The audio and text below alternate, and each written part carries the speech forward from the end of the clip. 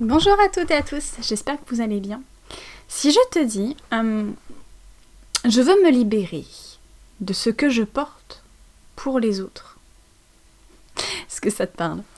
Bien sûr, c'est la thématique qu'il y a aujourd'hui et qu'il y a depuis déjà quelques jours avec les fortes tempêtes énergétiques, avec la nouvelle lune et la pleine lune qui arrivent. Et j'avais à cœur cette semaine de vous parler du coup en plus de la dissociation, la forclusion et la fatigue énergétique, de relâcher les loyautés et les vœux familiaux et les blessures transgénérationnelles. Voilà. Et pour ce faire, j'aurais bien aimé faire un atelier, parce que ça m'inspire réellement en fait, concernant la libération émotionnelle, la libération familiale, la libération transgénérationnelle de tous les héritages qu'on a reçus qui ne sont pas les nôtres et qui en ce moment nous gratouillent un petit peu, quoi. Pour ce faire, comme je le disais, je sais qu'en ce moment on traverse une énorme tempête énergétique, une période énergétique intense. Sur les réseaux sociaux, il y a beaucoup de personnes qui ressentent une forme de saturation émotionnelle, un besoin de lâcher prise, sans toujours savoir sur quoi.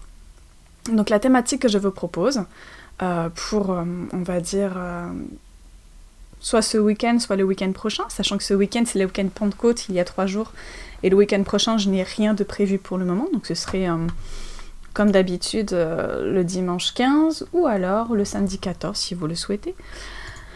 Pour faire cet atelier du coup sur le lâcher-prise en fait, le lâcher-prise concernant nos héritages, les énergies qui ne nous appartiennent pas. Ça n'a jamais été aussi flagrant que maintenant.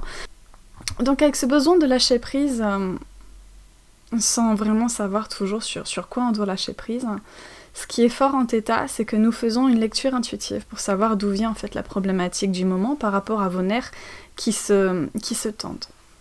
Et ce que j'observe actuellement dans mes accompagnements, chez de nombreuses personnes en fait, et que je témoigne aussi sur les réseaux sociaux, c'est que nous vivons tous actuellement une fatigue profonde, souvent liée à ce que l'on appelle les loyautés invisibles.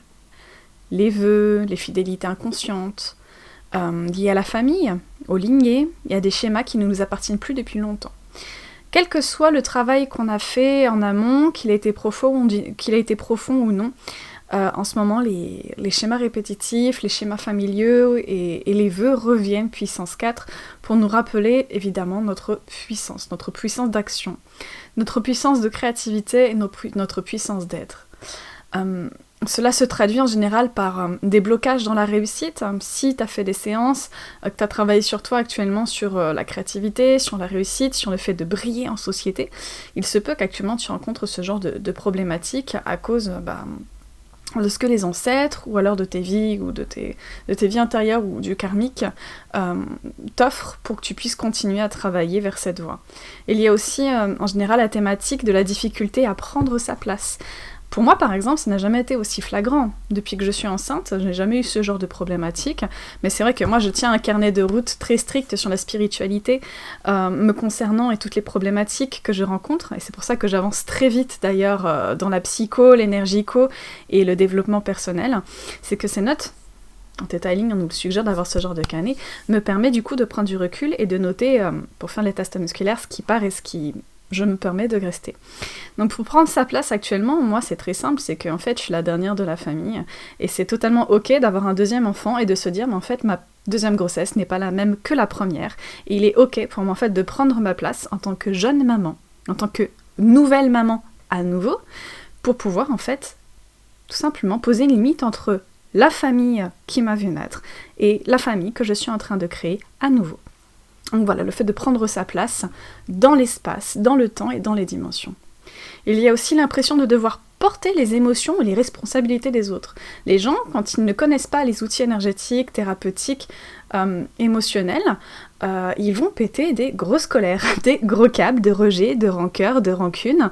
Ils vont être choqués pour absolument un rien, simplement parce qu'en fait, il y a cette influence, justement, cosmique, comme je le disais, qui nous ramène au goût du jour sur nos blessures qui n'ont jamais été résolues, sur nos blessures qui n'ont jamais été, du coup, tout simplement, ouvertes et nettoyées, à creuser et désinfecter.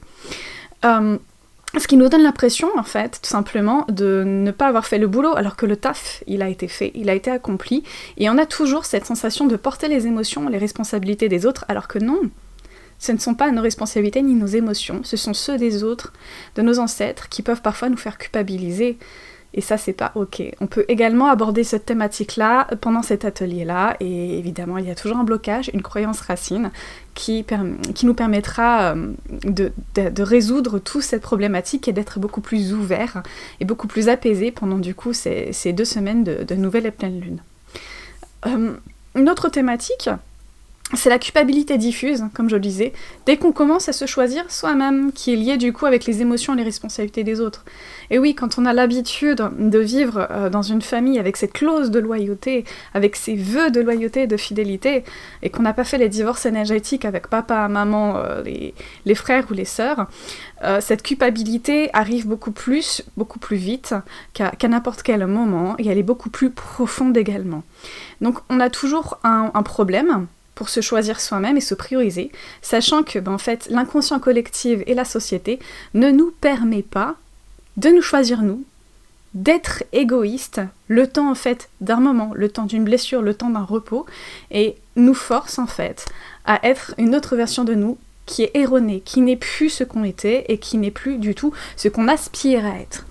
Et je dis bien, en Theta Healing, de ce que j'avais perçu et témoigné en guérison, il y a une grande différence entre être soi, aligné, et être dans la créativité et la justesse. Et je dis pas la justice, j'ai bien dit la justesse. Et du coup, tout simplement, être égoïste, être nombriliste, et ne jamais penser aux autres. Les 2 choses sont complètement alignées, et si c'est ok pour toi, tout simplement, demande au créateur la définition de ce que c'est que d'être égoïste et d'être nombriliste. Ce sont 2 choses complètement différentes. Et moi, je prône l'équilibre de l'ego, pas le plus, pas le moins, simplement l'équilibre.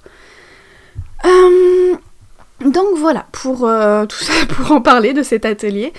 C'est pour ça que j'aimerais en fait le créer, parce qu'il y a beaucoup de choses qui bougent, que j'ai réussi moi à nettoyer, d'où le fait que je sois beaucoup plus joyeuse et prompte en fait à faire des séances, parce que la semaine dernière ça n'allait pas très bien. Je vous l'avoue, tout le monde en fait a ses petits moments de vulnérabilité, et je ne me cache pas de les avoir.